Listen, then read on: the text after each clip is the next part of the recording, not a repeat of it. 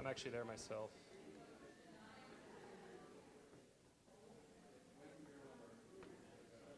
I have nothing live right now on YouTube. Oh, it says you're live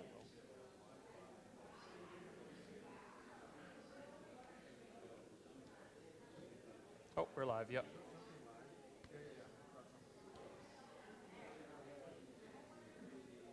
Are you able to change the name? No. Okay. That's not a big deal. Not a, not a big deal. It might be too late.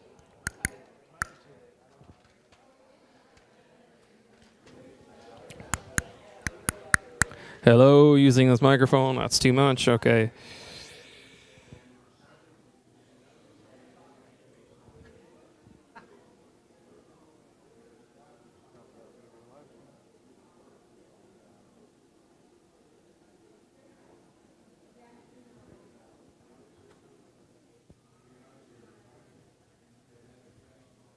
Okay.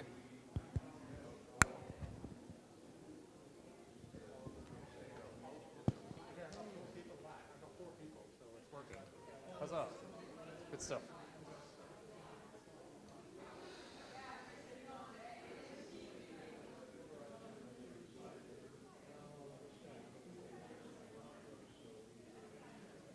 We'll start in. We're gonna start in 4 minutes.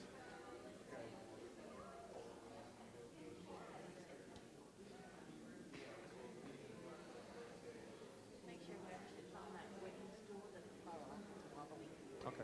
I'll sit on it. All right. I need to grab my water. I need to put on my shirt. And one more thing. Okay.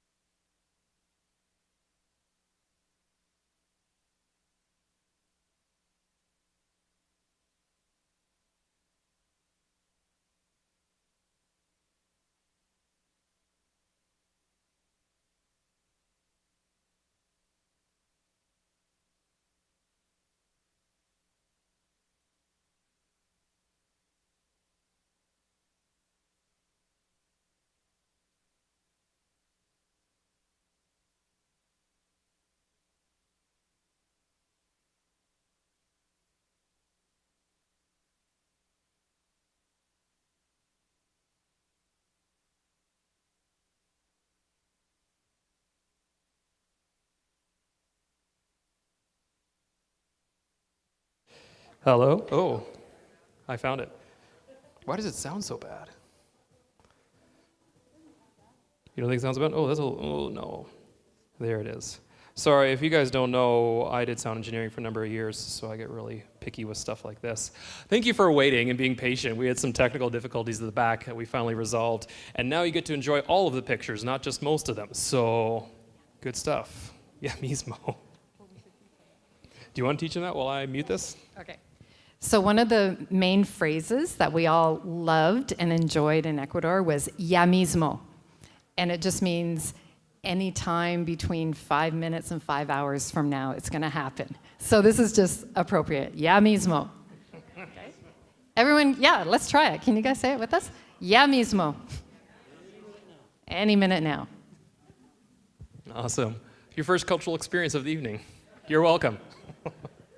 Welcome, everyone. So good to have you all here. Welcome to our presentation of our trip to Ecuador, which happened from April the 20th to May the 3rd, specifically spending most of that time at Faro de Esperanza, which is the camp in Playas, Ecuador, that we served at for most of the trip. So really quickly, we're going to introduce ourselves, and what we're going to do is we are going to introduce ourselves, and we are going to either say our name in Spanish or how we think, or how people in Ecuador tried to pronounce our name, because they struggled with a few of our names. So, starting at the end, Ray.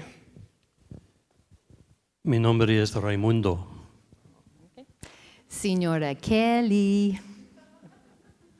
That's how your husband says your name. I don't think they said that. Okay, but tell the story of your name, though, because Ray means something weird, not weird, special in Spanish. Use the microphone. Yeah, well, yeah, okay. So Ray in Spanish is R-E-Y, and it means king. And so when I first went down there in '95, they said, well, we can't call you Ray because obviously you're not a king. So they came up with the name Raimundo, which of course is Spanish for Raymond, which is my given name. But actually most people down there call me Frito Pescado or Casper. And if you want to know that story, talk to me after because it's too long. My name is Ben, which in Spanish is ven, which sounds very close to ven, which in Spanish means come here. So we tried to avoid that, and I went by Benjamin, which is how you say Benjamin in Spanish. There you go. My name is Callum, and for the life of everyone there, they could not pronounce my name. So I just got them to call me Cal, which kind of turned into Call. C-A-L-L.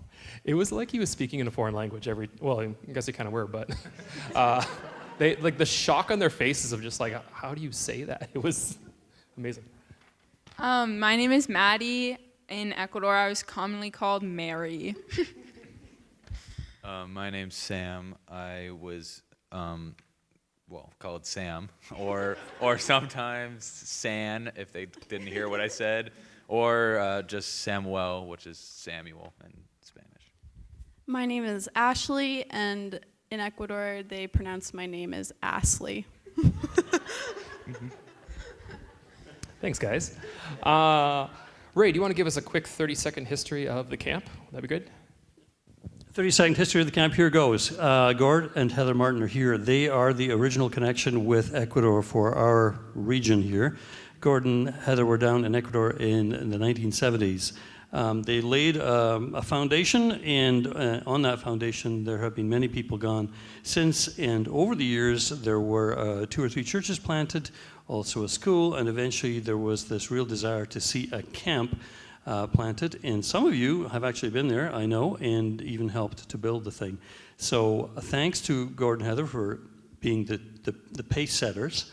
And being here tonight, and to everyone else that made it possible for us to go to camp. And really what happened for us was, for our team here at LRC, was back in 2019, I had this idea pop into my head. I should talk to Ben about potentially us taking a team down there.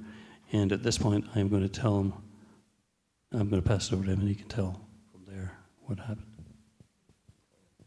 2019.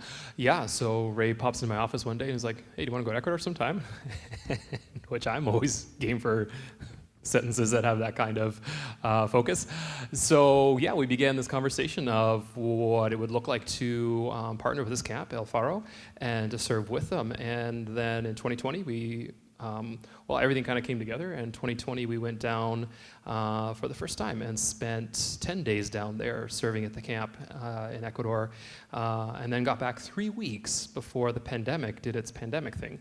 Which was quite crazy to look back at now, but it was really cool over that time actually to continue our connections with them through Zoom and Skype, to just talk about what they were doing during the pandemic, to serve practically in their community in any way they were able to do.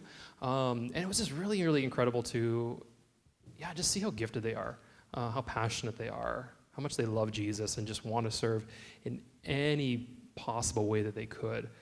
They did a lot of incredible stuff during the pandemic. And then finally, it was so good for us to return this past year and to reconnect with people down there. I'll talk more about that in a minute. But yeah, that's kind of our brief history of how we got connected with El Faro and leading up to this trip now. So let's start off. What we're going to do tonight is we are going to give you guys kind of a storyline of just our time, our travel, and what we did during the course of that storyline. And then at the end, we're going to do some reflections of just our own experience in general from the whole time down there. And then we'll end off with some Q&A if you all have questions. Feel free to ask those. It is pressing, though, if there's like something if we're missing something and you're just like, oh, please share a little more information on that, feel free to put up your hand and we'll definitely ask a question at that point. So, also, if you're tuning in online, because this is over YouTube, please type in the chat and we might be able to figure out how to get those messages. I'll pull that up on my tablet right here, actually, so that we can. So, all right, let's start off with our trip. So, hit it. There it is. This is a picture of us. I'm going to do that real quick. This is a picture of us the night that we left. We really, really quickly took a picture here in the foyer. We met at the church at around 6 p.m. Thursday, April 20th, headed off to the airport for our midnight flight from Toronto to Bogota, Colombia. So this is us in the Toronto airport there, just having a bit of fun with some of the interesting artwork, I guess is that what you call that? Yeah. So we spent some time there in the airport, and then we flew overnight to Bogota on is the most liveliest airplane I've ever been on an overnight flight. Everyone was moving around and talking and doing stuff the whole time. It was impossible to sleep. It was terrible. Here's all of us getting onto the plane. This was Ashley's first flight ever. ever. Yeah. How was it, Ashley? It was good. I didn't really know what to expect, so I was like, it felt like a roller coaster, and I was just excited to be there. And then as the hours went by, my legs started to get a little bit stiff, but it was great. I liked it. That's good. I'm glad it was a positive experience, especially when you're flying to South America as your first flight ever. We got into Bogota, and more pictures of us on the plane.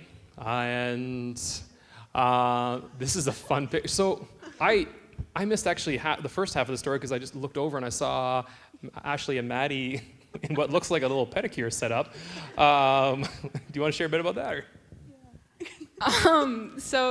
We were just going through security, and one of the guys who was working at the airport, one of the security guys, started speaking to me in Spanish, so I had no idea what he was saying, but thankfully Ray was there, and I was told to move to the side.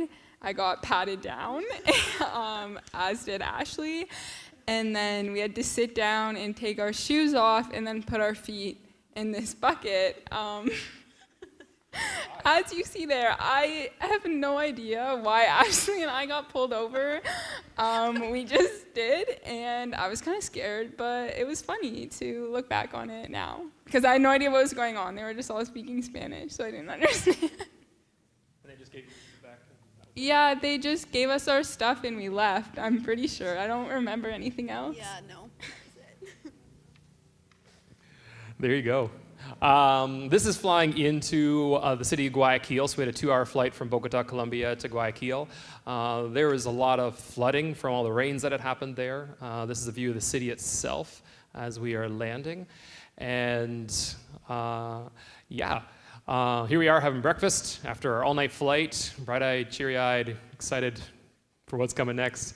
From here, we hopped into our little, they called it a bus. It was a very small van with seating for 8, which was us. They put all of our luggage on the roof and spent about 45 minutes tying that down. Callum, you going to share some of that? Or? Yeah, sure. Yeah, so if you could go back one picture So this van bus thing, pretty rickety, and so putting all our stuff on top, I was definitely a little bit stressed about our stuff flying off, but we got in there and we just sat there for half an hour while this lady who's on top in the picture just tied all our stuff up, put a tarp on top, and so after that I was feeling a little bit better, and then we got going, and I'm pretty sure I fell asleep, and I think some other people were asleep because we were so dead tired. That was definitely a picture that was early on, because after that we were out.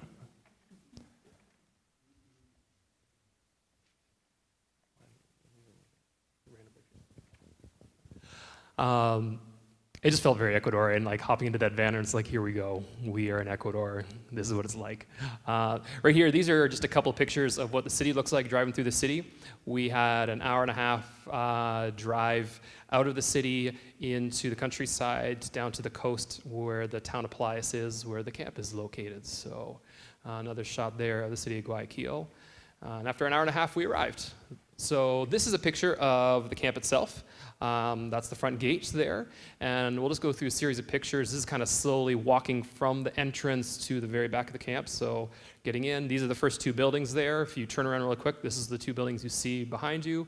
On the left, this is the building that myself, Ray, and Kelly stayed in. And then these are just a couple pictures of what it looks inside. It was a very simple house, like nothing fancy about it. But if I had to pick anywhere that I lived, I'm not even kidding, anywhere that I've lived my entire life, to spend the rest of my life in, I might just pick this place. It was gorgeous. I loved it. It was a really cool little house. That's the house opposite where camp staff lived. Turning to your right, this is the view looking down to the camp. Next building on the right is the dining hall / chapel area. And this is a quick video shot of what it looks like inside there. So on the right side is where they do either meals or crafts. Further down in the building is where they do chapel. And then the 2 buildings at the end there, those are their cabin buildings. Next picture here is walking towards those cabin buildings. They have this kind of nice little, what do you call it? Just a mesh tarp, I guess. The wind can blow through it, but it gives you shade, which was a huge improvement from last time we were there. We were literally watching for blisters, running on the sand in the sun. It gets very hot. Another shot here of just the cabins. There's 2 cabins on the left side, and then the 2 cabins on the right side. The guys on the left, girls on the right. And if you walk down the path and turn around, that's what they look like from the other side. And then if you turn around again and keep on walking, you get to the beach, which is literally on their doorstep, which is really cool. Such a shot of the beach there. When we arrived there, we hung out a bit with the camp that was the week of camp that was just ending. They all left, and then we actually got the evening just to kind of chill and spend a little bit of time on the beach, and then headed off to bed to sleep, which was also a bit of a mixed bag because everything's a little bit crammed down there, and the building next to us was having a very loud party. And some of us slept, and I think some of us had a bit of a rough time, so it was not the catch-up on sleep night that we were hoping for. So our roles at El Faro. So just really quickly, just to talk about what we as a team did, we had some different roles there. So kind of our primary focus was just to hang out with kids. Here's a shot of Ray and Kelly hanging with kids. There's Ashley with one of the girls from her cabin. That was very much it. So these 4 guys were counselors in cabins, which we'll talk a little bit more about in a minute. And pretty much wherever the cabin groups went, that's where they went. So this is a shot at worship time, again, just with your cabins. They hung out together at game times. There's a lot of free time where we got to just spend time together as well, which is where Ray and Kelly and myself jumped into it. One of the random games.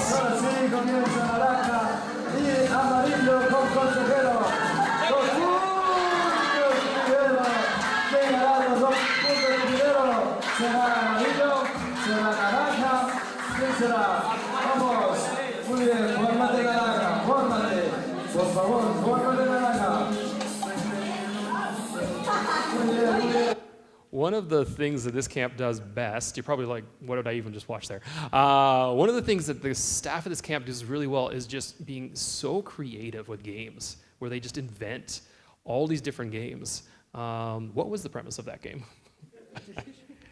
Flip the cup and try to get it down the squares. Try to land it. Try to land it. Then the one in the middle is the scoring. Gotcha. Okay. So there was the kind of the typical games we played, soccer and the usual, but then there was all these different games like this one. Again, who wants to share what this game was all about? Sure. So this was the first game that we played at camp. We were taken to the beach and split up into teams, and your team had to lay down in the sand like ladders. There's a little bit space in between. And then there's this big ball that this camper, his name was Robinho, was holding, and you would have to spin in a circle. The counselors would spin you in a circle with this ball. And then you would have to run across all the campers' legs until you got to the end. And then all the campers from the sand had to stand up, and you would have to put the ball through your legs all the way down the line. And then the person at the end, after the ball had gone through all of the campers' legs, had to run to this log or where the counselors were, and then come back. And then during that time, the team would go back to the sand, and then the person with the ball would run over again, and it'd just be this consistent thing until everyone got the chance to have the ball. Awesome. Thank you, Ashley.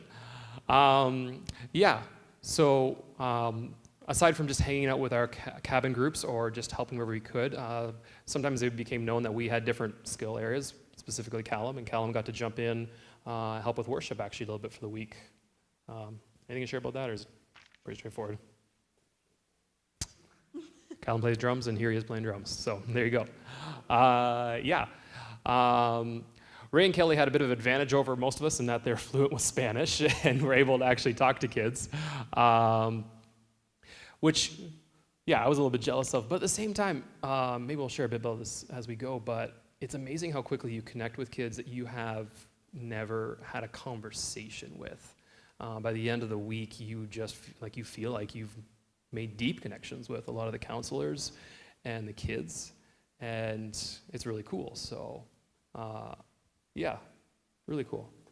Myself, I was kind of the odd one out, and I wasn't with a cabin group, and I didn't speak Spanish to jump in with things. So I spent a lot of time actually networking with the camp staff, talking about just how things are going for them, where they're at as a ministry, what they're hoping to do in the future, which I really, really appreciated. I mentioned before I'd done a lot of Zoom calls with them throughout the pandemic. And getting there, I met some of them for the first time actually in person. So it was just really good to chat with them. I don't know if you guys have ever used the app Google Translate. It is a gift from the Lord. It really is, where you literally talk into your phone, and it either can show it on words to them, what they can then read what you just said, translate it to Spanish, or it just verbalizes it to them, text to speech in Spanish again. So I had 100 different conversations with people throughout the week, 2 weeks, through this little app, talking with camp staff. Had a great opportunity actually to talk with a lot of counselors and volunteers at the camp. Just some really cool conversations about faith and about their own giftings in ministry and where God's leading them and questions they had. And it was precarious talking through an app, conversing with them. But at the same time, it was still really meaningful and still really good. And I really appreciated the opportunity just to kind of float and connect with people along the way. So that was really good. Yeah. What else we got for pictures here? More pictures just hanging out. Kelly has a really cool story, I think, about this one. Well, before we went to Ecuador, I was sharing with Ray that I was just really praying that I would be useful there. His Spanish is better than mine. Mine's okay. And so after the first day, I was so excited, and I had such a wonderful time connecting with the kids and getting to talk to them. And I said to Ray, I feel useful. And he just smiled, and he said, I didn't share this with you, but before we went, Paul and Katinka had asked, is there anything special that I could pray about for you guys? Something out of the ordinary. And Ray shared with them, without telling me, can you pray for Kelly that she'd feel useful? And it was such an answer to prayer, so clear, and such a confirmation that we weren't there alone. You guys were there praying, supporting, and we really felt your prayers the whole time. And I just think that was wonderful. But it was us together, not just us there, and God, of course. So cool. I looked over a number of different times and saw Kelly kids from all kinds of backgrounds, like some from church backgrounds, a lot of them not from church backgrounds at all, a lot of them from very rough, some of them from gang backgrounds. And Kelly's just in the mix, like hanging out, and they're goofing out, they're having a good time, and I'm like thinking like, here's my next youth leader over here, flying undercover the whole time. But it was just, yeah, I got to see that, which was really cool. So yeah. What was a day in a life for us while we were here at camp? These guys that we're gonna hear are gonna take us through kind of the pictures, taking through a typical day and just what it was like, so. Yeah, so I'm going to do my best, but to be honest, a typical day looked different every single day, and a lot of the time we didn't really know what was going on. We were just kind of following the crowd. But on our first day of camp, and for the rest of the days, we always started with the counselors with a morning devotional. These were led by fellow counselors or some of the leadership team. And then after our devotionals, we would spend time in prayer, usually just groups of 3 or 4, and we would pray over the campers and the camp and for safety and for each other. So that was a cool time to just be intentional in the mornings and, yeah, just look at each other's tired faces and encourage each other to keep going. And then after that, we'd usually just... Real quick. Yeah. What time was Devo in the morning? 8 o'clock in the morning. Oh no, it was not 8. It was 7? It started at 7. It was 7. 7 this time or Yeah, 7? no, it was... It started at 7. Okay, 7 their time. And what time do you guys get to bed every night-ish? Oh my gosh, 12 or like 1. Yeah, I'm sure we'll get to that, how evening devotionals went. But after this, then they'd usually have coffee for the counselors, and we'd just be together waiting for our cabin to show up for breakfast. Breakfast then was at 8. That was the 8 o'clock thing. Yeah, okay. Breakfast was at 8. We were always on time, but our campers were not. Maddie, I don't know if you want to speak to this one in your cabin. Yeah, my cabin, we usually ate at like 8:30. We were just never on time, and I wouldn't know where the girls were. And again, like, you don't speak the language. So I'm like, oh, I'm supposed to be here at 8, and just none of them would be there. And so by the end of the week, I was going into my cabin, and sometimes they were still sleeping or getting ready. But yeah, we usually ate by ourselves at the end. Yeah, and then after breakfast, we headed straight into morning devotionals. So these were done with our cabins. Each of us had a co-counselor who spoke Spanish. So they were usually the ones heading up devotionals. But I'm sure some of these people will be able to tell of cool opportunities that they were given the opportunity to also lead a devotional, which was cool. And then after devotionals, usually we'd play a game or we'd hang out, and then in no time it was time to eat again. And then, yeah, we would play.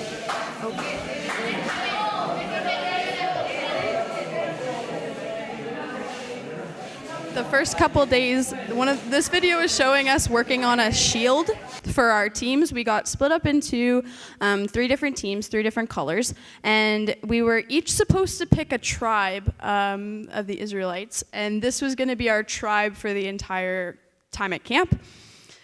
We spent a lot of hours working on these shields, and it was kind of interesting to see the way that they were working, and I learned a lot about their culture and how loud and like how much work that they put into their presentation. They spent a lot of time on these shields. But yeah, so then we would do team games. yeah, I don't know who mentioned it, but they're very, very creative. Some of the games that we played, I made a mental note to bring back here. They're very creative, and we had a lot of fun. I don't know, Maddie, if you want to keep up going. Sure, yeah. So this is just us playing soccer at the beach. So that was another game that we played. But typically after lunch, there would be some worship time and some chapel time. And it was during this chapel time that we would have our Canadian meetings. And so that was just kind of time for us to debrief. And yeah, often in the morning we would also go to the ocean, which was a really good time. So that's a picture that's there, but sometimes if the waves were too big or things like that, it was a little bit temperamental, I guess. So yeah, we didn't always get out there, but yeah, that was a super great time that we might share a little bit more about later. And yeah, that's just another meal. So yeah, it was just like lots of games sometimes. There was a surprise siesta time one afternoon, which is just nap time. So we all were sent to our cabins to relax a little bit because, yeah, we were just all super tired after our busy days. And yeah, so we would do crafts and games and activities and things like that. And then we would have dinner. And then, yeah, at some point after dinner, there would be another chapel time and more worship. And yeah, just like lots of different things. Like Ashley said, every day was very different. There was less of a schedule than maybe we would be used to. And so, yeah, that was kind of a fun part about every day is that you didn't necessarily know what you were gonna get that day. But yeah, lots of videos of fun games that we have on here as well. And so yeah, after chapel time, one night we had a late games night. That was really fun. We weren't expecting it. It was a surprise late games night for us. Oh, man. But yeah, and then we would have our devotions again. Oh, just another cheering video. Sure. Yeah, so this is just us cheering. This is before chapel. So we would do like chapel games before our evening chapel. And so this is just all of us cheering for our teams here and getting super excited. So this is kind of what Ashley was talking about with the different teams, colors that we had, but also the different tribes. So this is me and Callum's team. Actually, that's our shield that we're holding, and we all had a cheer as well that we would do. And yeah, so I think that's a picture of evening chapel, I believe it looks like. So yeah, we would do that, and yeah, some more worship then as well, which was super fun. Yeah, just lots of pictures of that.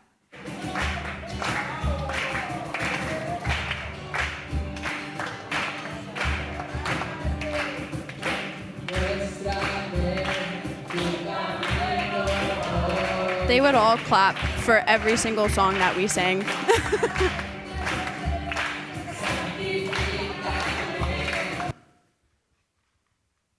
Yeah, and so something cool that they were doing later in the week was that they would kind of move the chairs. They had them in like a semicircle, and then for worship we could all stand in the middle and be together and, yeah, just clap and kind of move around and just be with each other there as well.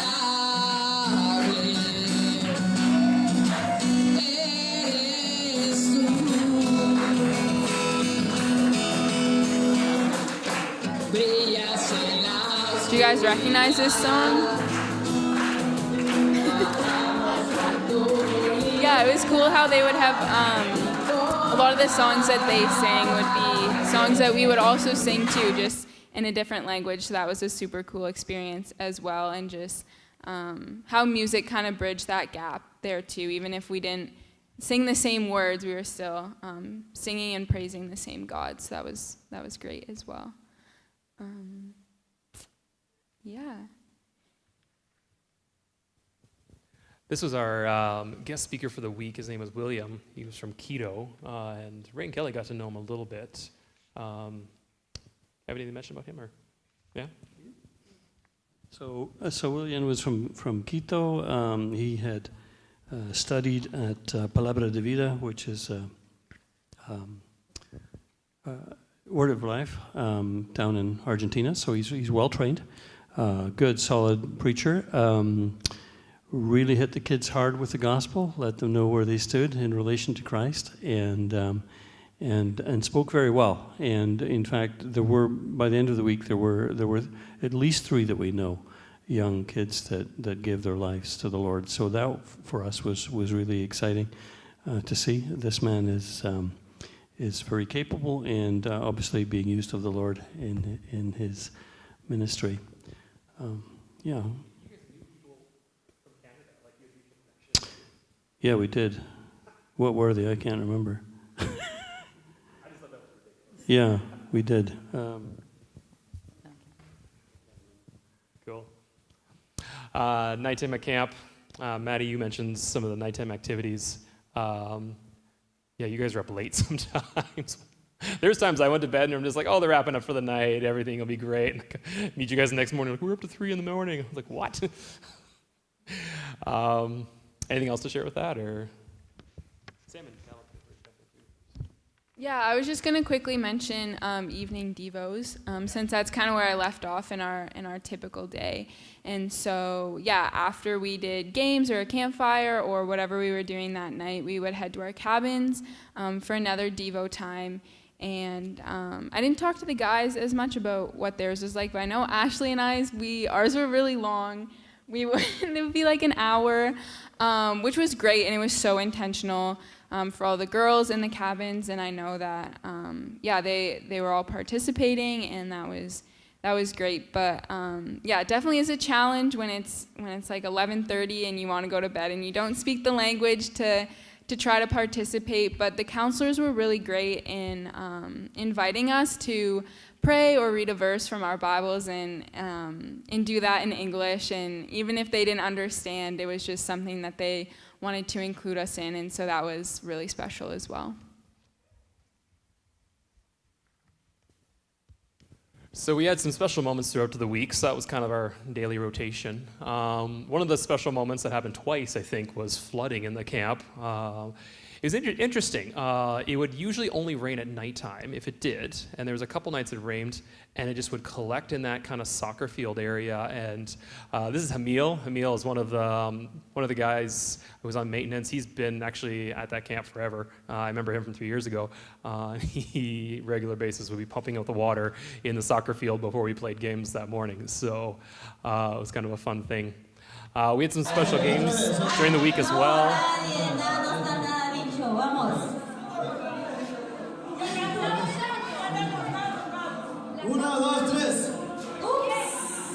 If they could make a game out of it, they would.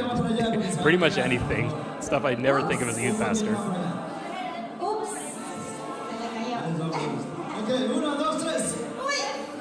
Vamos. Te pasa, Rodrigo, te pasa.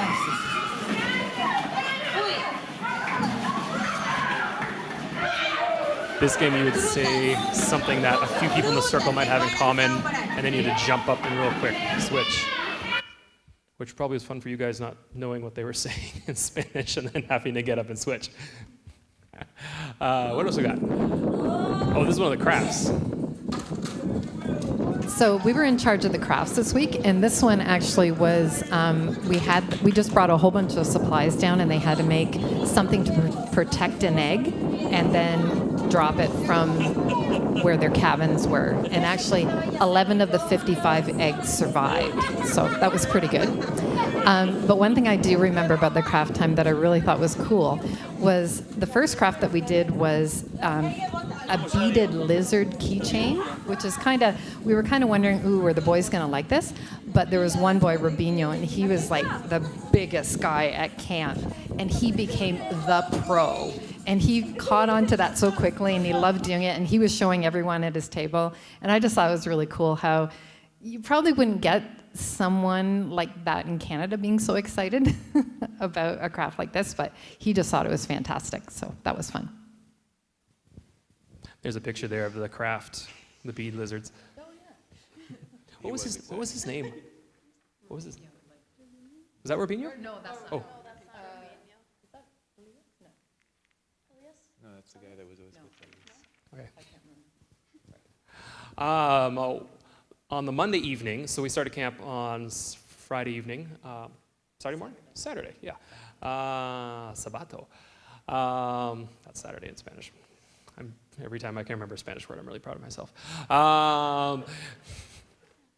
On the Monday evening, we shared testimonies, actually. A couple of our guys on the team shared their testimonies. Ray and Kelly, mostly Ray, translated the testimonies to the kids, which is really cool. A couple of the Ecuadorian counselors also shared their testimonies, so Sam and Ashley from our group did. What was that like for you guys, sharing your testimony, having to wait to be translated, all of that bit? Well, I've definitely never done that through a translation like that, so that was interesting.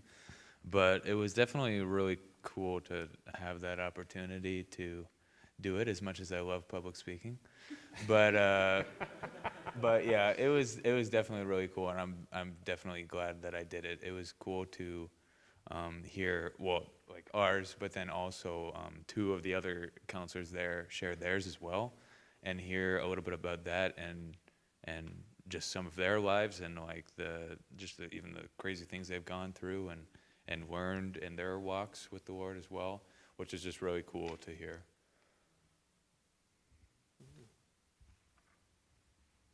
One of the interesting dynamics that we kind of, I guess, navigate as a team coming from Canada is they have this almost like romanticized, perfect view that life here in North America is perfect, and our lives are great and perfect, which certainly we have. Our life is much easier. We have, and I think we all got a picture of that this week of just how much wealth we have here that we maybe not consider wealth, but certainly we have. And one of the interesting things, having these guys share their testimonies is just, as you guys share the struggles you've been through in life, and that being a picture to these kids that like, oh, this isn't just me going through this, even people in Canada go through these things as well. It was a very meaningful thing, I know, for a lot of the campers. Yeah, understanding that just because we have more resources here that we don't have a better life, quote unquote, whatever even that means, I don't know. So, but it's interesting to be able to, it was so awesome when you guys shared the stuff you did and seeing the kids listen to it, so yeah. Last night at camp, we had kind of a celebration dinner to end off a banquet, which I've learned in ministry is a great way to display pictures of the kingdom of God, is by having a banquet with campers and students. So these are just some pictures of the banquet. They did a really good job making it all snazzy. It was very choreographed, which I was not prepared for.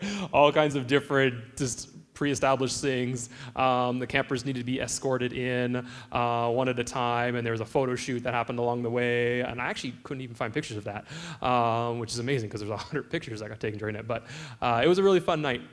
I got to hang out with these two guys myself. This guy on the left, his name is Josue, and this kid is, I don't want to say like full of himself, but like just very confident, was telling me his plan the whole night of just how he was going to secretly take a picture with his camp crush and all of that. And it was this hilarious conversation. These kids, they know about Google Translate, so when you step over, they immediately motion for your phone, and you're like passing it over, you're like, please don't run with this. And then they go right to Google Translate, and you have these conversations with them where they share these weird things, and you're like, okay. So it was kind of fun. I enjoyed that. So, but just a really, really cool way to share the last evening together through this banquet. So, one of the cool things we got to do is actually have a small little Canada time. So we brought a bunch of Canadian flags. We sang a Canadian camp song with them. Did we translate it to Spanish? Did we get that far? No, we taught them. We told them what it meant. Yeah. Sorry, say that for the online. Okay. So we did teach them what it meant, but we taught it to them in English. Oh, the song was, I just want to be a sheep, ba, ba, ba, ba, ba. I didn't know it, I learned it too then.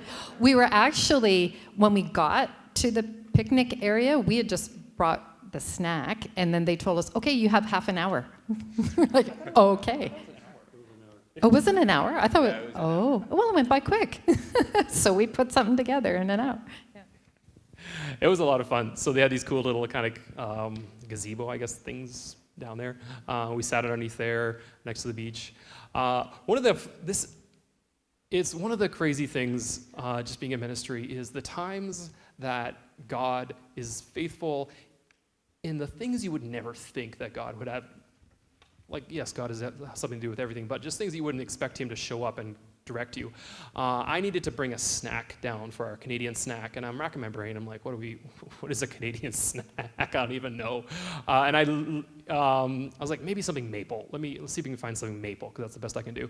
And I was doing all kinds of shopping leading up to the trip, and I kept forgetting about this snack. I just kept forgetting. Like every single time I go shopping, it's on my list, and just somehow I just breezed over it and just missed it, the 8 different stops I did in shopping. And then my last stop, and I was like, you need to get the snack before you forget. And I'm like, still like, what, maple something, I don't even, like, this is not my specialty. And I come across these little maple cookies. You know what I'm talking about? The little cream-filled maple cookies, and they're on sale. I cleared out that shelf. We packed them up and we shipped them down there. And it was just this funny thing looking back at it. Like, I know this sounds maybe like not important. I don't know. But it was just weird because I was just like, why did I keep forgetting to find a snack? And this is actually what I think was the perfect snack for these guys, because it was definitely Canadian. It shipped well. It didn't melt or anything like that. So it didn't come in small, like break up in pieces in transit. So it was just a weird moment of God's direction, which I wasn't expecting, but it's kind of cool. So there you go. They loved it, as you can see. That's Robinho. We also brought a whole lot of Canadian flags to give them, which was kind of fun too, just to give them that gift. Another random thing was this is a mini birthday party for one of the staff at El Faro. Her name is Johanna. She's in the middle there. There was a bunch of random pictures with different groups. They just love, how do you even say it? Just a structure of taking pictures. So we're going to take this group of people, and then just the guys, and then just the girls. And I just wasn't even paying attention. I put this picture in. There were girls there too, but this is just the guys' picture with Johanna. And then this is the end of camp. Picture of the group before we headed out. So now this for me is probably the biggest highlight of the entire trip. What ended up happening was most of the kids are from the local town of Playas. Do you want to speak really quickly just to kind of the economic situation of that town? Or? So Playas is about an hour and a half away from the industrial city of Guayaquil. And Playas itself relies on 2 things. Tourism. Playas literally means beaches. So it's a long stretch of beach, and many people from the city drive out on weekends or rent rooms or whatever in a hotel and go there for a vacation. So it's very much a tourist town. And then the other things are there are shrimp farms in behind the camp, and then further down there's a tuna plant, big tuna processing plant. And so during COVID, you can imagine what happened with some of these businesses.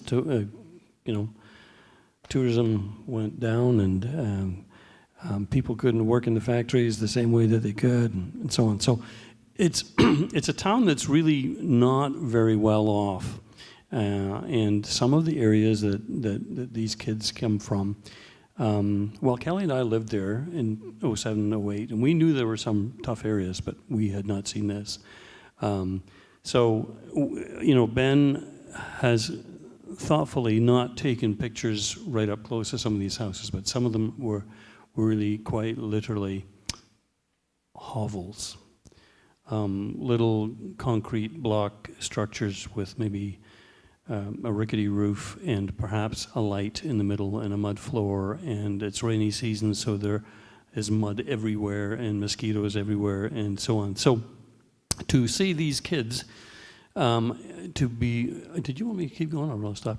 To see these kids being, so excited at camp, and then taking them home, and some of them were really, really down about going home. I don't know if you can tell that story, Kelly, about the girl. Kelly, about the girl that you took to her home. Can you do it or no? Yeah. Okay, this might be, okay. So Dana was a girl that I became really close with at camp, and we would like to worship together. So we usually sang together, and I was able to walk her to her home. And it was hard to get there because it was just so muddy, and there were a few planks down. Actually, Dana gave me this little bracelet, so I just remember to pray for her when I see this bracelet. She made it. And we went to the door, and it took forever for someone to answer, and I thought nobody was there, and then finally her grandmother answered, and we went in, and I, got to talk to her grandmother a little bit, and it was just so dark and dingy, and Dana and I were talking, and she had shared with me that, she wasn't a believer yet, but she was thinking about it. And I had said to her, oh, I would love to be in heaven with you someday. We can share eternity together.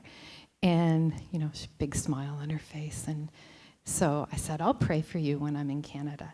And so when I was talking to her and her grandmother in the house, Dana said, can you pray now? And so we prayed together with her grandma as well.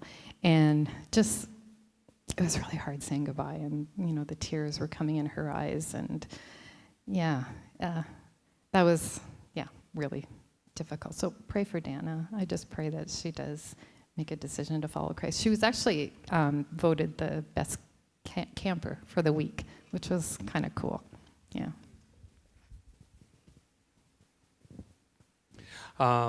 So we all took a bus into the town of Pelias. Most of the kids, by the way, from camp were from the town of Pelias. A few were from the city of Guayaquil. This is us on the bus.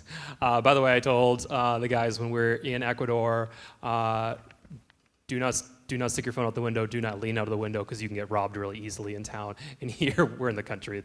There's no one around. I was like, quick, stick your heads out the window and we're going to take a picture, as youth pastors do. Going into on the bus into town with these students, we had a few different stops, and there was a few points in the road where you're just like, is a bus gonna make it down this road? Because there are massive holes, there are big ditches on either side, there are sometimes massive ponds of water we're driving through. It was quite an experience. And then to get off and then to walk with the kids to their homes, as you guys were just describing. They come from impoverished backgrounds, but you just don't know it until you step into it, until you see it. And it was left a mark in my brain, definitely.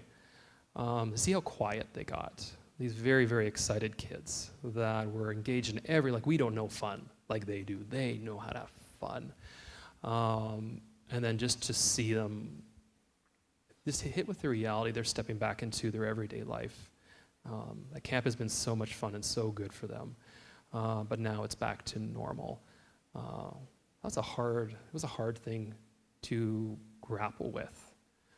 I mentioned one kid earlier when I sat down at the banquet with him, and he was through Google Translate telling me how he was going to take a secret picture with his crush and all that weird story. He was a very overconfident guy. He was dead silent walking back. Never at any point during the camp had seen him like that. This camp does incredible things. It sounds like just some camp, go have fun, maybe doesn't sound super important that way, but they really connect well with these kids. They're so bold with sharing their faith with these kids. The staff were along their side, connecting with people, meeting some new people, reconnecting with parents that they knew because they want to keep building the relationships. I think once a month they have a drop-in program at the camp that kids can come out for still. So throughout the year, they hope to plant a church in town at some point as well. They want to see God's kingdom come into this town, and these families be brought out of poverty in some way at least. They're doing incredible work there. I really valued just the opportunity to understand what life is like in a different part of the world that I don't live in. I don't know. I didn't prep you guys for this. Do you have any thoughts you want to share in with that, or anybody?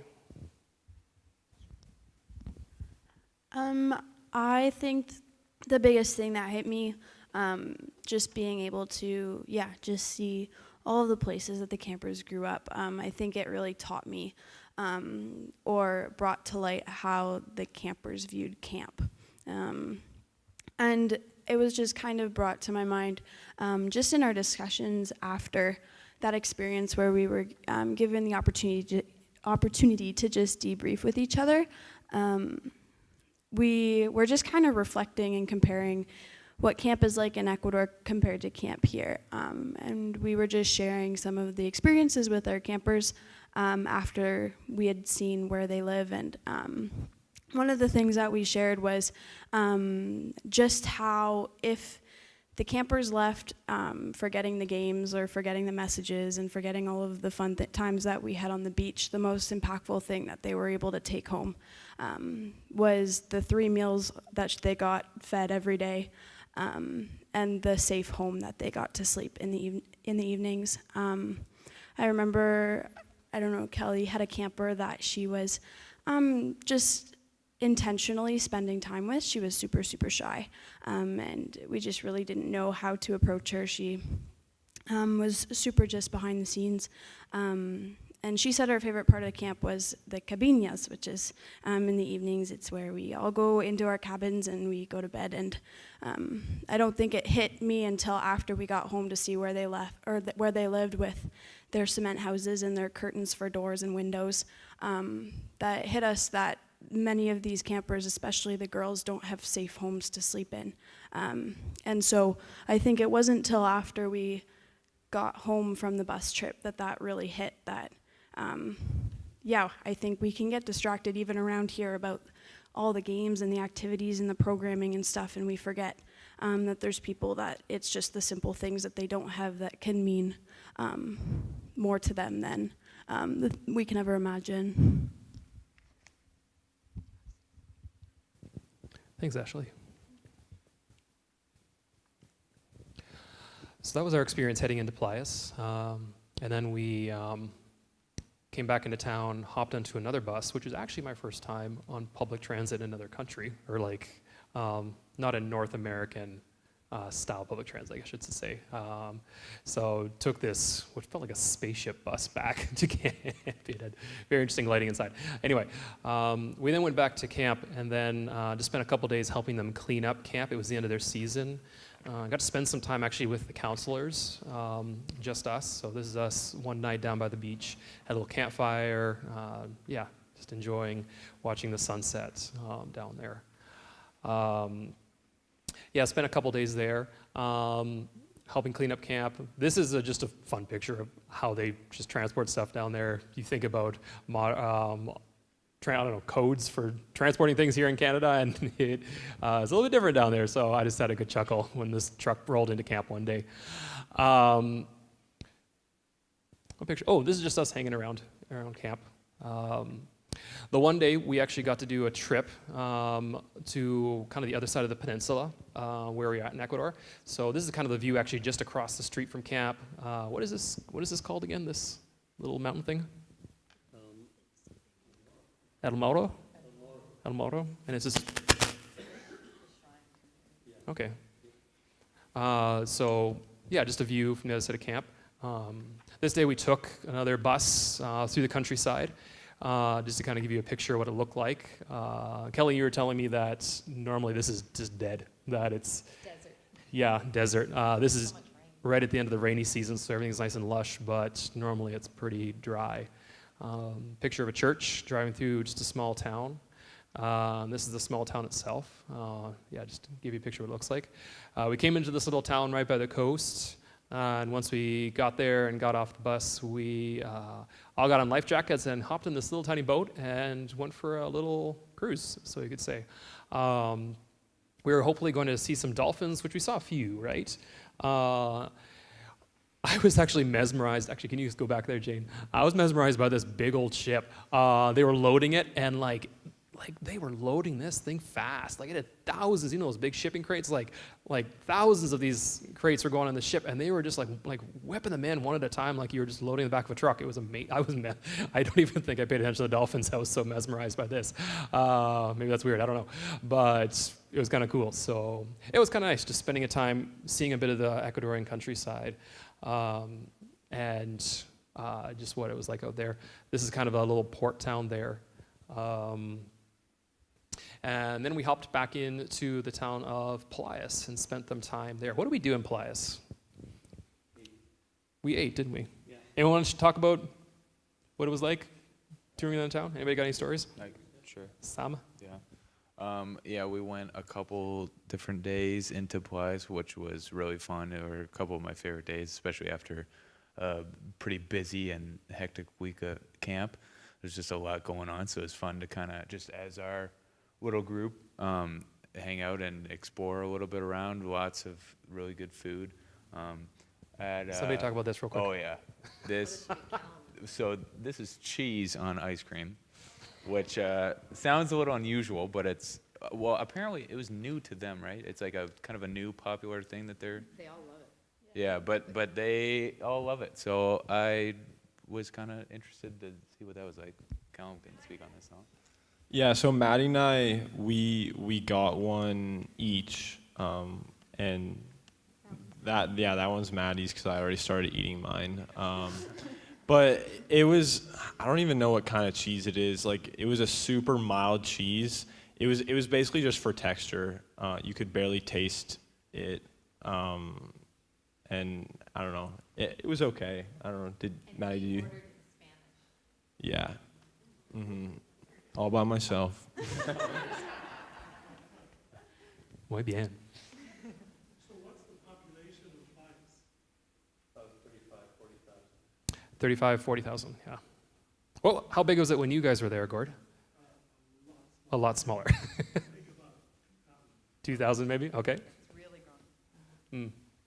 It's kind of like, you think of the Muskokas areas, how everyone just kind of heads there on their weekends. It's very similar in that regard. Yeah. It's a good question. So Playas itself is growing quite rapidly, actually. And I spoke with a guy who had run to be on the council, and he told me that they expected to hit 80,000 within the next 4 or 5 years. It's growing that quickly. And partly the reason is that so many people from Guayaquil are buying or building beach houses, condominiums all along the beach. And are there evangelical churches already there? There are some. We drove past a few. They're all very small. There's one right across from the camp. You want to talk about that? It's very, very loud, the one across from the camp. They tend to be very, very kind of vocal and demanding and pastor-driven kind of things. Should say it into the microphone. The church across the street, just very loud, went on for hours, very loud parades. Loved the word hallelujah. I just felt like I was back in Kenya because it very much had that flavor about it. So, yeah. These are just some random pictures, just kind of walking around the town of Playas. This is the fishing area. So I looked at this and they all looked the same to me, and I was like, "Can you rent these boats?" And Ray told me, "No, they belong to people, and they all know which one is theirs somehow." So, I guess when you think about it, all of us drive gray cars, right? And we can pick ours out of a parking lot somehow. So maybe it's the same. Another shot, just walking around town in Playas. Here we have tatas. What do you call them in Kenya, Gord? These little 3-wheel rickshaws? Yeah, sometimes they're rickshaws. Rickshaws. We only ever saw these in Playas. We did not see them in Guayaquil or any other towns that we drove through. These little 3-wheel buggies, little taxis that you can rent. What did they call them in Spanish? I think it was 3-wheelers. Moto taxi? There you go. That was kind of a fun random thing I wasn't expecting to see there. Coming back to the camp, here is a shot of just the sunset outside of camp. And then this was pretty cool. Someone had donated surfboards to the camp, and we got to spend a little bit of time trying to figure out how to surf, so which was a lot of fun. There's a good shot of, I think, Sam and Ashley, yeah. No, Sam and Callum, nope. Ashley's not that tall. Sorry, I have a small screen up here. I'm trying to see the pictures through, not as clear as that. So, pretty cool way to end our week, wasn't it? Yeah. We actually, not myself actually, but a few of these guys got to visit friends of theirs. So Maddie from when we were here 3 years ago, got to reconnect with people. So did Ray and Kelly. Maddie, who did you get to reconnect with? So beside me, not Ashley, on my other side, her name is Dahlia. She was one of my campers in 2020. Something that was a little bit interesting about when we went before is that their youth is high school aged, and I think we were under the impression that they were going to be younger, but I got there and pretty much all the girls in my room were my age that I was counseling, and so that was, if I can jump in real quick, yeah. that was a moment of, how do you say it, just cultural misunderstanding, where they said, you'll be with junior youth while you're there. And I was like, okay, great. 11 to 12, or 11 to 14-year-olds. Junior youth there goes to 16-year-olds, which is how old these guys were 3 years ago. So that was a bit of a oops. Yeah, so anyways, Dahlia's just a year younger than me, and beside her is Isak, and beside him is Brian. And so all three of them were campers in 2020. Dahlia specifically was in my cabin, and she's someone who I've stayed in contact with a little bit throughout the years. And so when I knew I was going back, I reached out to her, and these three came to visit at camp, and we just spent some time chatting through our translators over here, which was great. And it was just a great opportunity to see them again and to just continue that connection that we made before. So that was a really special experience to go back to that. Just a quick little funny memory. I was the designated selfie guy, just because I was the tallest and had the longest arms. Yeah. That's the only reason we brought you. No. Jokes. So I just want to say a little quick something about the guy in the black and white shirt right in the center, in the front of the picture here.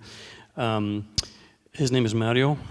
Kelly and I met him back in 96, 97 when we were down there.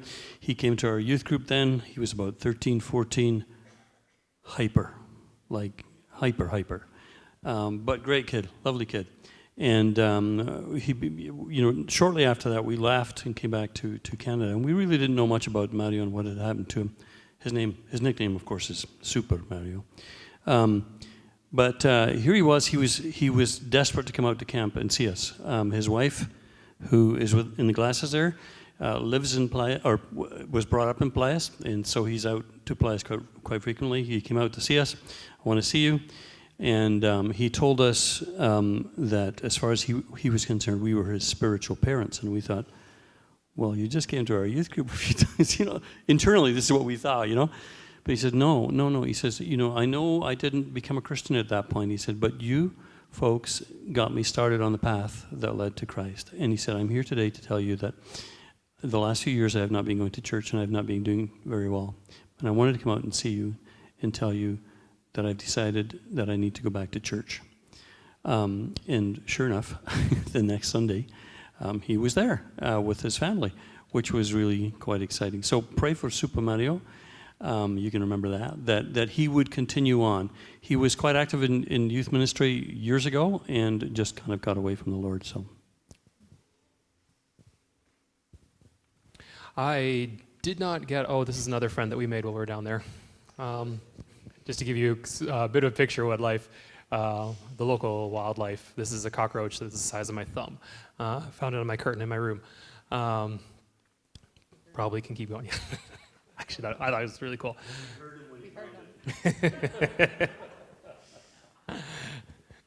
I was initially a little bit shocked, and then I was like, oh, this is actually really cool. And then I took it around and showed everybody, because I'm a youth pastor and that's what we do.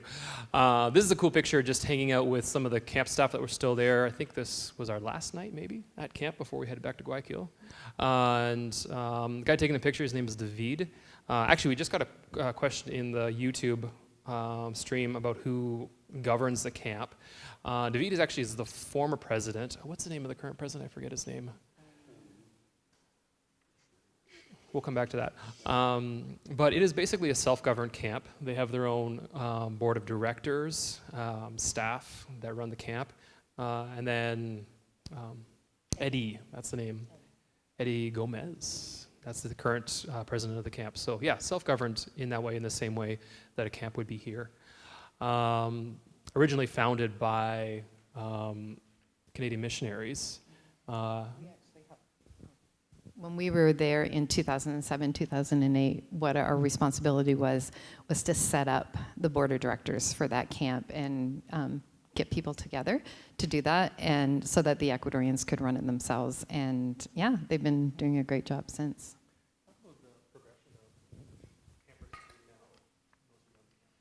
Yeah, so yeah, there's really some cool things that you see happen. When we were there, again, there were kids that came to camp.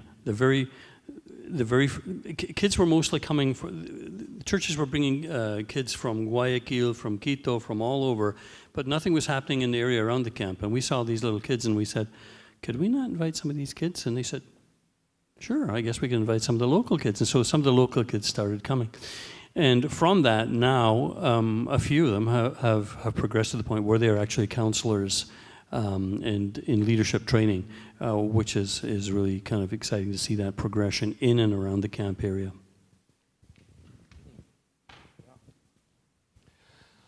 This is us leaving camp.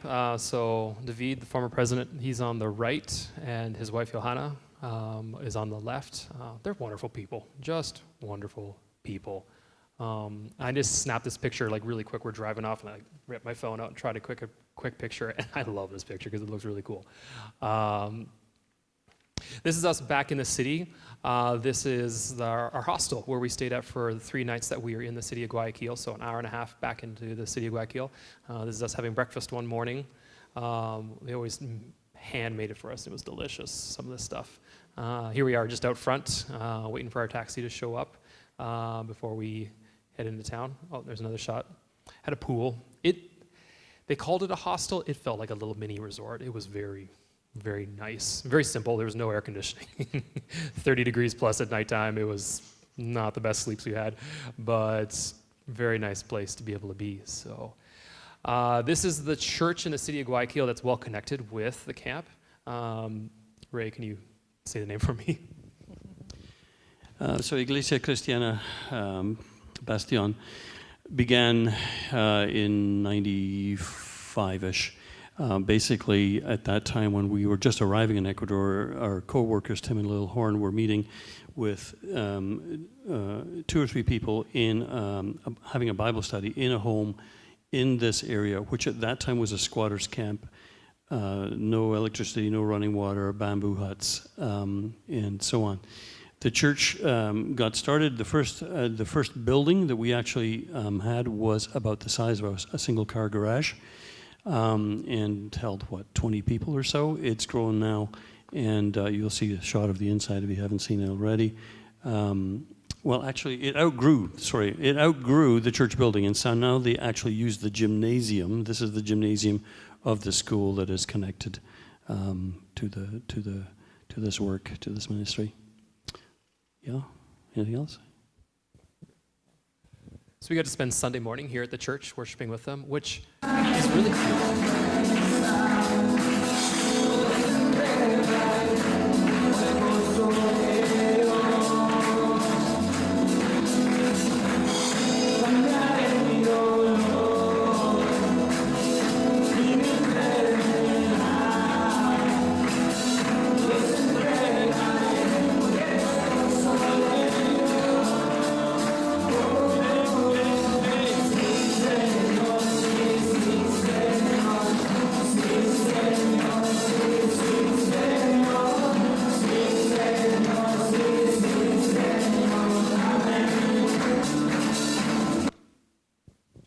You were kind of conflicted worshiping whether should I try to sing it along in Spanish or should I sing it in English because I know it in English, that song. It's such a really cool picture. I think a few of you guys mentioned this, just worshiping with, you just get a picture that God's kingdom is way beyond our local context here. Anybody you guys want to mention that or talk about that? Or? Yeah, so that was a really cool experience. I go to Woodside, so I was aware of the church. That's also the school, the Hope of Bastion School. And so I knew that this was on the schedule, and this was one of the things I was looking forward to, just with my relations to a missionary group that's down there. But yeah, it was really cool to just go there, and I really had no idea what to expect, but we pulled off this really, really busy highway, and all of a sudden we were in this garage-like room set up with a bunch of chairs, and everyone was so welcoming. We got brochures of what was going to be taught in English, so we were able to follow along a little bit. And the Sunday that we showed up, we were actually entering into kind of what we would call like a small group time, but they did it Sunday morning where we were split off into our age groups. We were originally going to be going with our age group along with the Spanish congregation, but we ended up doing our little English small group with Becky Ortega, who is one of the missionaries that we sponsor at Woodside. So that was a really cool time for us to I think I took something different out of it compared to if I was going to be with the Spanish group. But yeah, it was cool to just kind of step aside and sit with her and talk about the things that we were learning. Right now, they were working through a series on their Heavenly Father, and what does it mean that the Lord... Oh, Siri. Siri wants to jump in. They were going through this series of what it means that God loves us and He's our Father, because in that culture, they have a very broken view of their Father, and a lot of them have some, just trauma with that, and the connection isn't the same as how we would view that, or what we would think of when we say our Heavenly Father. So that was just kind of cool to be able to enter into that space where we were able to compare their view on and their strengths when they view their relationship with God, and see ways that we as Canadians can sometimes miss some parts of the gospel. It was just a cool way to just see how the Ecuadorians do church and they do their faith with God in comparison to how we do it here.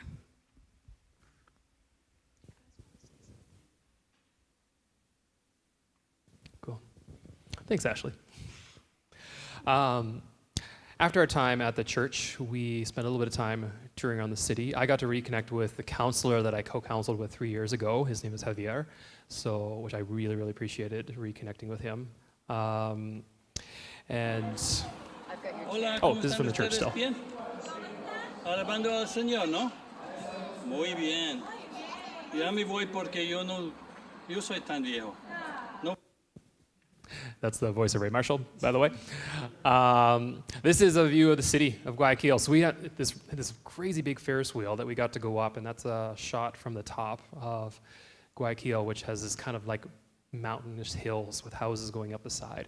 We're back at the school here, so Monday and Tuesday morning we helped out at the school, helping prep the school for a school year. Looking out the window here is just a random street with a pool in it, because why not? They use it for baptism later. They put it inside. They actually had it inside the church and did a baptism in it. Yeah, just a few days ago. Excellent. Dang, it's bigger than ours. We need to get a bigger one. We just spent time helping the school, getting things ready. The first day we helped them wash walls. But they looked way better afterwards. So I don't work with little kids usually, and I had no idea just how much little hands make little dirt on the walls. So that's just a picture of one of the classrooms there. And then this is their computer lab, which is colder than your fridge. It was a cold room. I'm guessing because the computers make a lot of heat, but yeah, if you ever needed to cool down, you went in there. Yeah, so I just wanted to talk a little bit about our time at the school. So the first day, as Ben mentioned, we were there for a few days. We helped clean all the walls, and we did all the inside walls on the first day, and then the outside walls on the second day. Just the outside walls in kind of the courtyard areas, not outside the walls on the street. But on that second day, we finished cleaning those walls pretty quickly, and so we had a little bit of a break, and then we got back to work, and the girls got to do some, art like decorations and for the classrooms. And meanwhile, Ben, Sam, and I went outside and lifted 100-pound bags of rocks for hours. Well, we didn't lift them right away. We had to make them first. Oh yeah, there was the bags were disintegrated. They were in this corner in the courtyard, and so we had to move all the rocks into these new bags and then lift them all around. All while I have a torn ACL and meniscus in my left knee, and I injured it pretty badly in Ecuador. So that wasn't very fun. However, there was this one moment. Ben wasn't there, so he didn't get to share in this moment. But Sam and I were finishing up the last few bags from this corner, and we see this thing just run out from this pile, and it runs a little bit kind of into the courtyard, and then into the gym. And it was a massive rat. And there was a few guys who were in the gym. They chased it around for a few minutes until they exterminated it by kicking it against the wall. And then the lead pastor, no less. Yep. Yeah, Carlos Ortega. Yeah. It was blazing hot, and we were shoveling all this sand and dirt into the bags, and ants, covered in ants. You guys should come down sometime. It was a lot of fun. Sorry, Maddie, do you have something to say? Okay. Yeah, then we just spent the remainder of our time just, again, doing a little more exploring of the city. This is, what do they call this hilltop again? Santa Ana? Santa Ana. So we actually got to climb to the very top of this, which was really cool. It's got a few pictures, kind of our progression. By the way, you occasionally run into iguanas because, they're kind of like raccoons here. So this is the hike we got to do up, which is really cool because you're climbing this little hill mountain thing, and there's a little like houses and shops the whole way up. Very beautiful. Really, really cool place to explore. So this is part way up, so you'd go up some stairs, a little section of houses and whatnot to see, and then you go up another set of stairs, and then you get to the top where this little lighthouse, El Faro, is at the top. So that's on the one side. You turn around and there's this little chapel on the other side, and then you get these really cool panoramic views of the city of Guayaquil. So this is facing south. This is to the west over here. And then, started climbing down again after that. So really, really appreciated the opportunity to explore the city a bit and just see what life was like in Guayaquil. So did some more touring around. This is down a little historical area of the town to Iguana Park. And there's another large church in the background there. More iguanas, Iguana Park. This is just a random fun picture. We stopped in a grocery store, and this is milk. This is bags of milk, not refrigerated. All the bags of milk you could ever want. I'm a dairy farmer by childhood, and I thought it was funny. So, picture of the city of Guayaquil. This is our last night. We got to spend some time during the last day reconnecting with some people. Do you guys want to share at all about that? Or actually, what picture do we have next, Jane? Maddie, go for it. That one's just Dahlia and I again in Plias, but if you want to go to the next one, maybe. Oh, still Plias. There we go. So this was another one of my campers from 2020. Her name is Cleo. And she was from Guayaquil. And so again, I just messaged her and said, hey, I'm going to Ecuador. I want to see you. And so, on our last day, she came to the hostel for a bit with one of her friends, and we just chatted about what we're up to, and again through translation. And it was just really a cool experience reconnecting with her as well. Something that I noticed is really important to them in their culture is remembering them. And so that was really special, I know, for both of us, and and something that we both want to keep connection on. So And this is me with Mercy. I got the opportunity to meet two of my sponsor kids that my family has been sponsoring. Daniel is now 16, so he's the age of my younger brother. And I got to meet, this is Mercy. I think she is 7 years old, and she just started school at the Hope of Bastion School. And so this is, we just started sponsoring her. She's brand new. And yeah, so Becky was there. She's the one that runs the sponsorship program through Hope of Bastion School. And so she organized these meetups, and Little Mercy here came with her mom and her uncle to our meeting, and she was a little nervous at the start, so was I, but as soon as we started talking, she was super, super chatty and super excited just to be able to put a face to the letters, and she had so many questions for me, specifically about the snow, and also just about my family and my life here. And she also was not hesitant to share the things that she loves to do. She shared with me her whole schedule throughout the day, why she doesn't like school and why she does like school, and yeah, just the things she looks forward to. She's yeah, very, very sweet. And she got told by Becky that she was going to be very popular because not a lot of girls her age get to meet their sponsor kids that early. So, or sponsor family, sorry. So yeah, that was just a really cool time to just, I think if you have a sponsor kid that you are able to meet, it makes it so much more real and so much more intentional. And now I have a face to, yeah, just know and be able to write to. And then I don't know if the next picture shows, oh, this is you, Sam. Oh, this is me in my room. So if you can't tell from this picture, I like hockey. And so they just being there and getting to like play a bunch of games with them, everything was super fun. And I just thought it would be cool to like share something, a game that I like to play, and especially when I was little with my brothers. And so I had brought a bunch of hockey cards and mini six, if you've ever seen mini six. And so they were all really excited to get them. I was showing them, and then I was telling them, like, you can pick some cards to keep, and I think they seemed just very surprised that they were getting to keep the cards, which is kind of funny. But yeah, then the one night we all started playing kind of in the sand, played some mini six, which was really fun. But yeah, it was cool just to show them something like that. Just it was just a great time. Like I forget who was saying, but yeah, we just played so many, just all kinds of games when we were there. Like they would just make a game out of anything, and so it was fun to just show them a game that I grew up playing a lot in our basement, and yeah, so that was fun.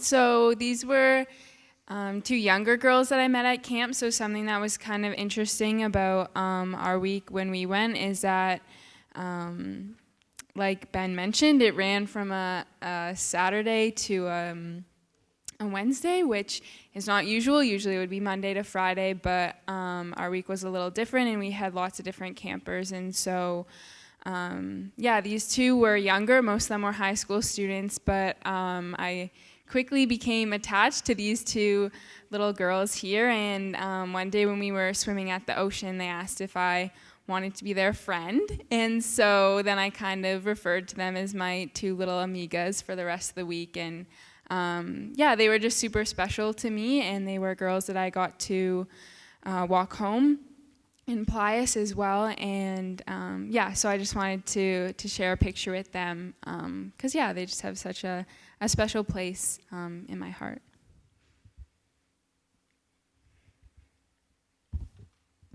That's Daniel. And he came by himself, and we had good conversations. That's all.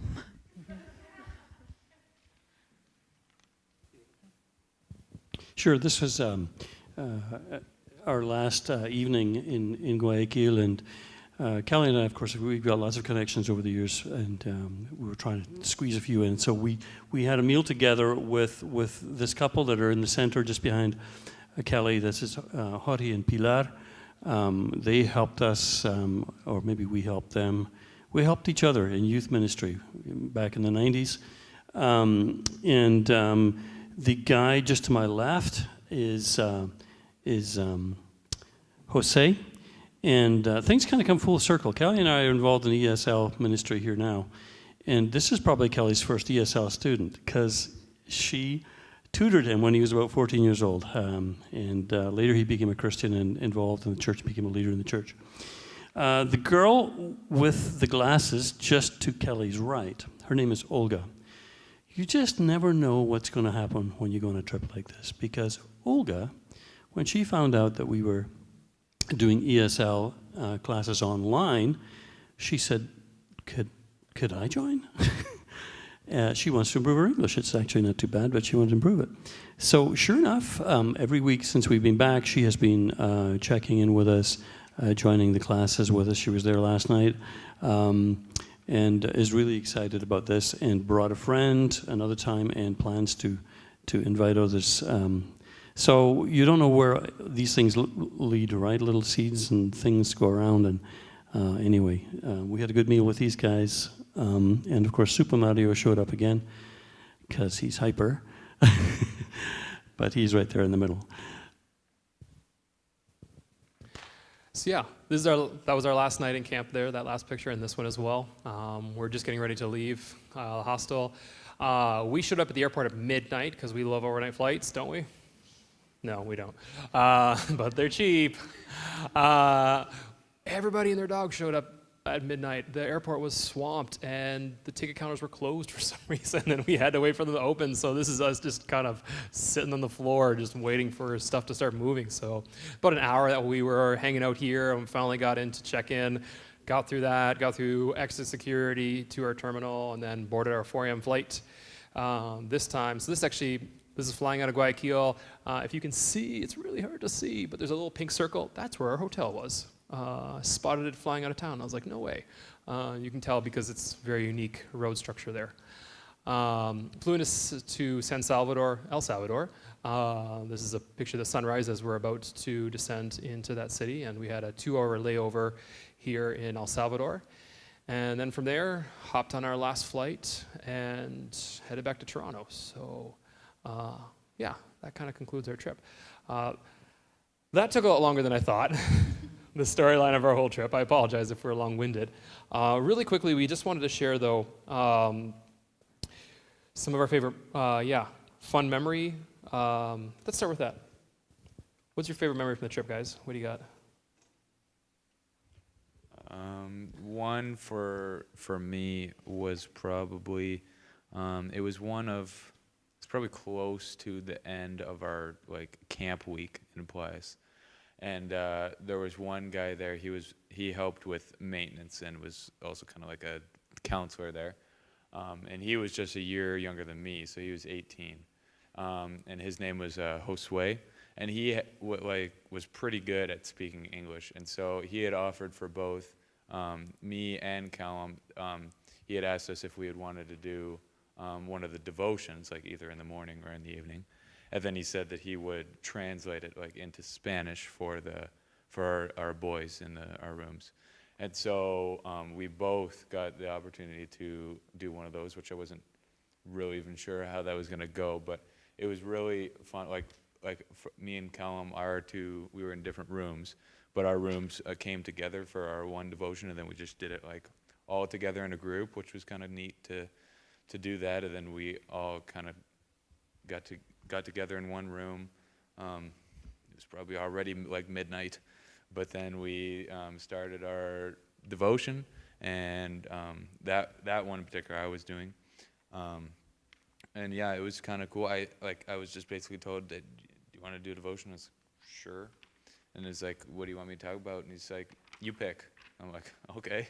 I guess I'll come up with something. And so I was just, yeah, I mean, the topic that I ended up picking was temptation, but it kind of went all over the place because all of them are just in such unique, different journeys and different, walks in their faith, and yeah, it was just interesting hearing even some of their different stories from what their lives were like. But it was really cool to share that, and even just hear what they thought at the end, even just some of the counselors and hearing what they said. And I remember Josue came up afterwards and told me, he said, just thank you for sharing, and that I think he just said that it really impacted him, it was just really cool to hear that like, I was like, I didn't even know what I was going to talk about, to be honest, but then I just said, you know what, like, it doesn't matter what I say, the Lord can speak through me, and it's not me, but it was just really a neat opportunity for me, I think, yeah. Sorry, guys, we're going to have to shorten this up because we're getting pretty late here. Everybody share one thing. So, Sam, if you want to go again, you can. Your choice. Either a favorite memory, hardest part of camp for you, special moment you won't remember, special moment you will remember, or something that you learned through this experience. Yeah. Grab a microphone, it's ready to go. So I mentioned before that I had hurt my knee. I originally injured it in last October, and I like to do things intense, and so I got playing soccer and I couldn't stop, and I hurt my knee pretty badly, and that was on the first day of camp. And I don't know, it's kind of a combination of a few questions that we have here. That it was really hard. It was painful, obviously, and a way that I am comfortable connecting with kids here at camp when I can actually speak the language is through playing games with them, playing sports, whatever. And so that was taken away, and that's kind of what was hard about it, is that I was really out of my comfort zone there. But what was special and definitely something that I'm going to remember is that started to kind of see these opportunities that I definitely wouldn't have gotten with kids who are sidelining themselves. I was sidelined because I was injured. But yeah, I just really saw God working through me, taking advantage of these opportunities to connect with the kids with the limited Spanish that I had. And I think what I learned from it is that God moves in crazy ways. And even if right away it seemed against what I thought, like I was out of my comfort zone, God was still working in that.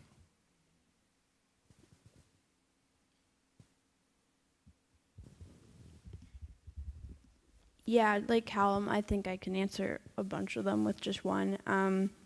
I didn't get hurt, but I also felt sidelined in a way too. And just in my reflection, I think it was revealed to me that I think I was sidelined in a way that I wasn't expecting to be sidelined. Just going in, I love working with kids. I love being the leader. I love just leading in group conversations and leading in small groups and just being the person at the front, I guess. And so being at the camp, God really put me in a place where not being able to speak the language sidelined me, where I wasn't able to engage the way that I thought that I maybe could have in the devotionals, or get everybody super excited with my words during the team games or anything like that I'm so used to. And yeah, I think that was a really cool place to be in during that time, because God really revealed to me the way that his design is in leadership. It put me in a place where I was able to watch the other counselors and see the way that they were leading, see the people at the front, and then observe the people behind the scenes, where normally if I'm out at the front, I don't really see those people. So I think that was just a really cool thing that God was able to teach me. And I had this really cool conversation with one of my co-counselors. Just, I don't know, after lunch one day, she pulled out her phone and started talking on Google Translate. And yeah, she was just kind of saying, she was thanking me for being there, and saying that I really see Jesus' love in you. And I was, in my head, I was like, how could you do that? Like, I haven't even said anything to you. I haven't even really even told you I was a Christian. But I think that's when Jesus kind of just revealed to me that it's not what we say all the time, that Jesus did so much more in the Bible and in his stories of the way that he acted, the way that he cleansed his disciples' feet, the way that he walked beside the disciples and the lepers and was sitting next to the Samaritan woman. We see so often that Jesus is living love by his actions, and I think that was the biggest takeaway that I had from the camp, was that you don't have to say all the right things and explain faith in the perfect way to be able to share the light of God. And just being sidelined in that way, I don't think I could have ever learned it in a better way. Yeah, definitely for me, the hardest part was for sure, all of a sudden, it's like I can't just talk to them because I don't speak fluent Spanish. So it's just like, I don't really know how I'm gonna do this, but I just like really saw, I think a couple people said it throughout our time, and I've probably said afterwards too, but where you just saw this picture of like actions speak louder than words, and it sounds like a cliche, but it was so very true when we were there. Just like, I didn't have the tools to just like have these deep conversations that maybe I would be able to have with kids that could speak the same language as me, but suddenly I was just forced to just kind of get out of my comfort zone, just be with them and just be present and just show them, I guess, whatever I can with my actions. And so it was kind of interesting to see that and how, like kind of like Ashley was saying, like how like, Jesus obviously spoke like so much, but like you saw it just with his actions. Like he could have said nothing, and you would have saw it with his actions, like just the love they had for people and just what he did. And it was just very impactful to see that. And definitely not something I would forget anytime soon.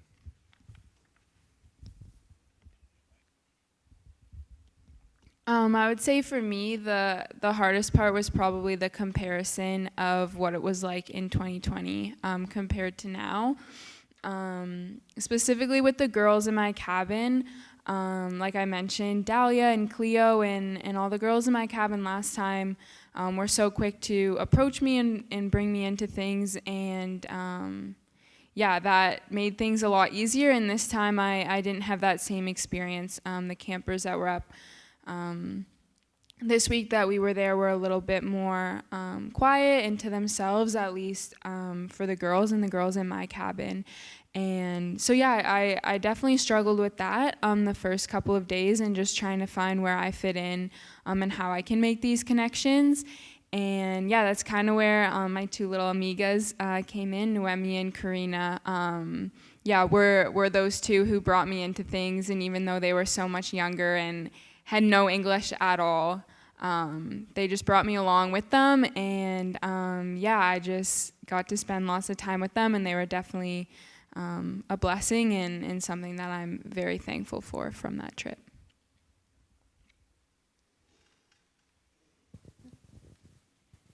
So I'm going to choose the special moment, and I think the most special moment was when I heard that two of the little girls, they were sisters, that I had been spending a lot of time with, and they let me eat my meals with their group, which is so great. And both of them made decisions to follow Christ, and they were sisters. And the one little girl is the one that Ashley was talking about earlier, who was so quiet, very rarely smiled, and who the best part of camp for her was being safe in her cabin at night. And I had asked her earlier in the week if she was a believer, and there was no, very solemn. And then when her counselor told me that she had made a decision for Christ, then I asked her again, and I said, so are you a daughter of Jesus now? And she just turned to me with this big beaming smile. It was the biggest smile I had seen from her. And she said, yes. And that was just amazing. And their little brother became a Christian that week too. So 3 in the one family, which I think is really, really cool. But then it was hard to say goodbye. So very quickly, highlights. It was just great to see these 4 guys. You've heard them talk about, share their experiences. It's great to see them push through the challenges that they faced and be blessed as they were stretched and pulled in different ways and still able to find ways to share their faith and understand that God will use them even if they can't communicate. It was great to see Ben lead. Ben is a good leader. He led well. And what I liked most about that was that we didn't have to lead. So we could focus on translating. Downside for me was like the first day of camp, looking around and thinking, I'm the oldest guy here by a country mile. Like, what am I doing here? And just finding that every day, it seemed like that I would get more tired. It would just pile up. But that's okay. And for us as well, just Kelly didn't say it, but for us it's going home, right? It really is. We spent some time there. We have a lot of friends there, and so it was exciting for us to be part of that. So thank you all for helping us out with your prayers and with your financial support. Really, really appreciated it. I guess the youth pastor has to share too. Sam mentioned connecting with one of the guys, maintenance guys, Josue. Josue was actually one of my campers in 2020. He did not speak English then. Again, one of those weird, crazy things where you spend a week with him and at the end you feel very connected. I came back 3 years later and he had learned a whole lot of English now and we could actually talk with him and that was so cool. Reconnecting, seeing where he was at and actually having face-to-face conversations, not through a device. So really appreciated that. That's a big highlight for me was that. And something that I guess the hardest part of camp and something I'm working through is just, what do I do with the insight, the picture that I got into just the living situation of a lot of the students at the camp when we walked around the town of Pelias. What do I do with that? How is my life meant to adapt with that knowledge? What ways am I able to step forward and actually do something? It's been a longer piece of conversation with the Lord than I thought it was going to be. So, I'm thankful for that gift of that picture of that. So, thank you for coming out. Really quickly, if you have questions, we'd love to hear your questions. I know we're later than we planned already, but love to answer any questions any of you may have. If you have a question, speak up, and I'll say it again through the microphone.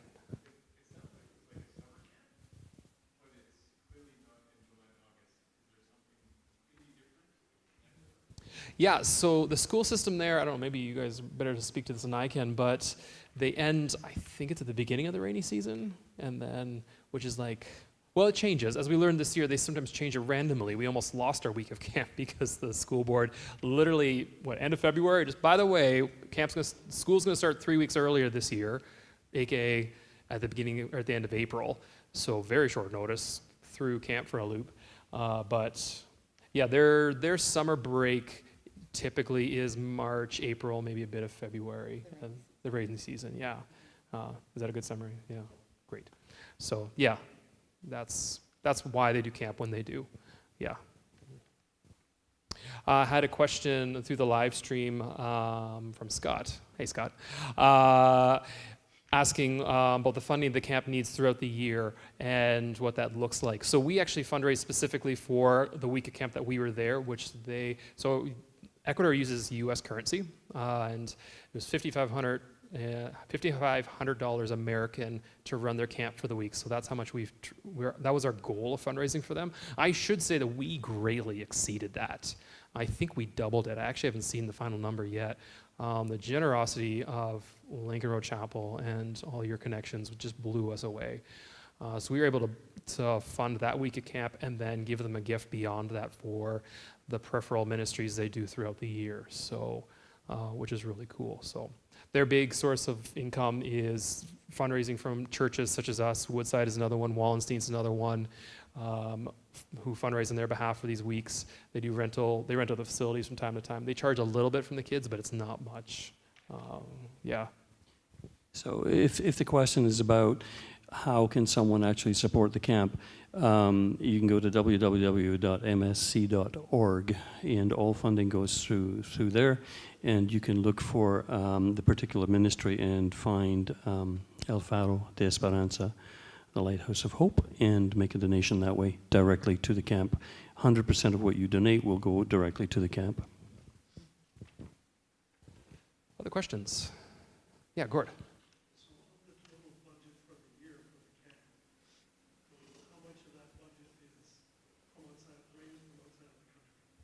His question is how much of the budget, their annual budget, is fundraised outside of camp, and I'd say a vast majority of it, about 80% of that budget. So yeah,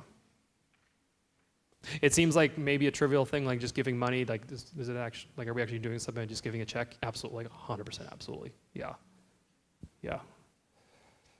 The total budget for a year would. The annual budget is about $200,000 to run the camp the entire year. Any other questions?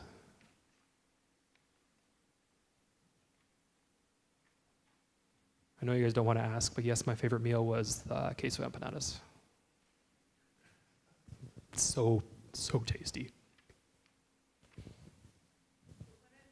What is it? An empanada, it's kind of like a pizza pocket, only it's deep fried and much higher quality than a pizza pocket, and filled with cheese. Queso is cheese. And it's like the perfectly salted cheese. Like, it's so good. Oh, so good.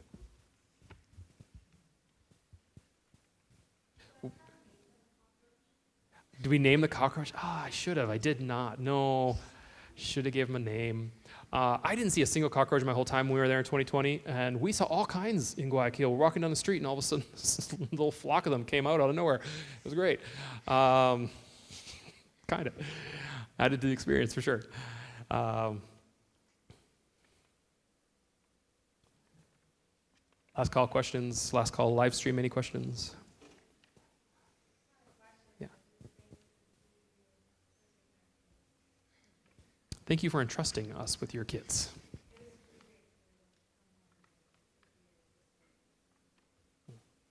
Thanks.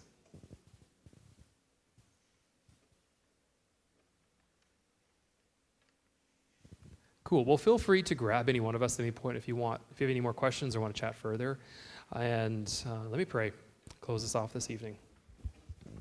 Lord God, we just thank you for your provision in this, for all the ways specifically I got to see you pull the pieces together on the planning side of this, and for just making this trip happen. And Lord God, we thank you for the community of El Faro and your faithful children there and the work they do. And we thank you that we got to serve alongside them and support them in that. So Lord God, would you please bless them and just continue to show us how we can support them in this. And yeah, Lord, I just thank you for this team and all that they committed. And I thank you for this congregation and for our friends and the ways they supported us. And yeah, we just thank you, God, for all the goodness you did this time. Pray this in Jesus' name. Amen. Thank you, everyone.